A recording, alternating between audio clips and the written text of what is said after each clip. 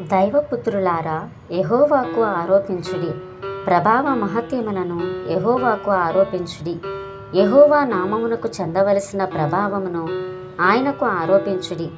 ప్రతిష్ఠితములగు ఆభరణములను ధరించుకొని ఆయన ఎదుట సాగిలపడుడి. యెహోవా స్వరము జలముల మీద వినబడుచున్నది. మహిమగల దేవుడు ఉరుము వలె గర్జించుచున్నాడు. మహాజలముల మీద యెహోవా సంచరించుచున్నాడు. యెహోవా స్వరము బలమైనది. యెహోవా స్వరము ప్రభావము గలది. యెహోవా స్వరము దేవదారు వృక్షములను వెరచును.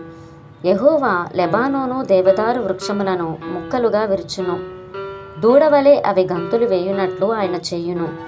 లెబానోనును షిర్యోనును గురుపోతు పిల్లవలే గంతులు వేయునట్లు ఆయన చెయ్యును. యెహోవా స్వరము అగ్ని జ్వాలలను ప్రజ్వలింపజేయుచున్నది. యెహోవా స్వరము అరణ్యమును కదిలించును. యెహోవా కాదేశు అరణ్యమును కదిలించును. యెహోవా స్వరము లేళ్లను ఈనజేయును. అది ఆకులు రాల్చును. ఆయన ఆలయములో నున్నవన్నీయు ఆయనకే ప్రభావము అనుచున్నవి. యెహోవా ప్రళయ జలముల మీద ఆసీనుడాయెను. యెహోవా నిత్యము రాజుగా ఆసీనుడై ఉన్నాడు. యెహోవా తన ప్రజలకు బలమును అనుగ్రహించును. యెహోవా తన ప్రజలకు సమాధానము కలుగజేసి వారిని ఆశీర్వదించును.